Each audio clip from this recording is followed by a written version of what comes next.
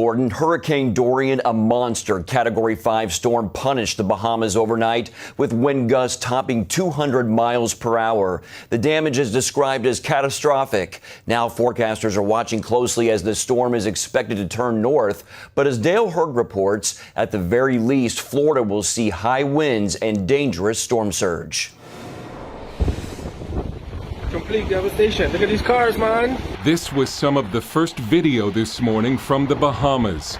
The results of 185 mile per hour maximum sustained winds and gusts up to 220 miles per hour, tying the record for the most powerful Atlantic hurricane to ever make landfall. Silbert Mills is owner of the Bahamas Christian Network. Like nothing I've never been through. It really feels like you are helpless, and that you have to depend solely on the mercies of the good Lord, who has full control over nature.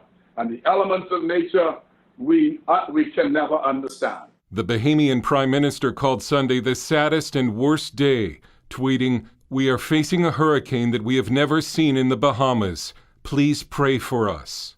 And the strongest hurricane on record to strike the region is now inching towards the Florida coastline. President Trump visiting FEMA headquarters Sunday. A Category 5 is something that I don't know that I've ever even heard the term, other than I know it's there. That's the ultimate, and that's what we have, unfortunately. The slow-moving hurricane is expected to turn north and begin a week-long torrent of wind and rain on the southeast coast.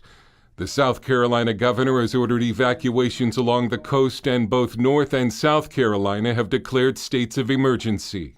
Acting FEMA Administrator Pete Gaynor said Americans need to pay attention to this storm.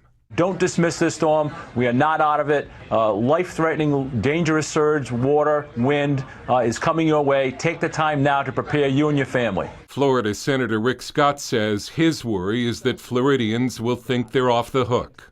We're going to get storm surge. We're going to get a lot of rain. The closer it gets to Florida or into Florida, we're going to get more rain that can cause flooding. So take it seriously. Over-prepare. Don't under-prepare. Some people are heeding the warning, beginning to evacuate their homes and stocking up on gas and supplies of food and water. The storm is expected to stay about 40 to 50 miles off the Florida coast, but forecasters say a slight shift in track could bring it on shore. Dale Hurd, CBN News. Florida officials are taking no chances with this powerful storm moving up their coast. They're calling on residents to be prepared, and they're making sure resources are in place when Dorian passes. CBN senior correspondent Eric Phillips is in Daytona Beach, where the power company is working as fast as they can to stay ahead of the storm. Florida Power and Light put out the call for help, and this army of utilities you see here is who responded. 16,000 men and women from 34 states, all here to help put the pieces back together after the monstrous storm called Dorian passes through. Utility trucks roll into Daytona Motor Speedway in droves, power officials say, even if Florida's East Coast dodges Dorian's delivery of disaster. There will be outages. And they're ready after putting out a big call.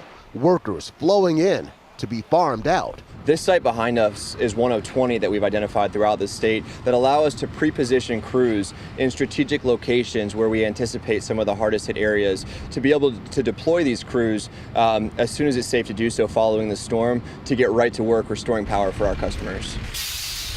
And Lord God, we thank you that storm is continuing to move out of this place, away from us in Jesus' name. Worshippers at Calvary Christian Church in Ormond Beach are praising God for shifting the storm a couple of days ago, lessening the threat here, though they'd stockpiled supplies in a local warehouse just in case.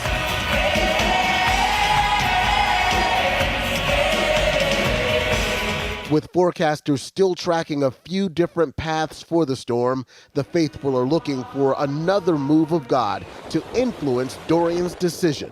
You know, we just pray and believe and speak and declare that our God is God over the winds and the waves and the storms.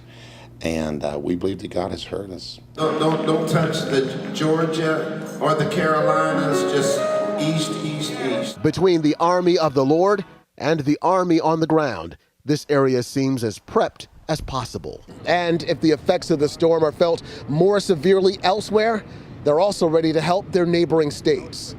In Daytona Beach, Eric Phillips, CBN News.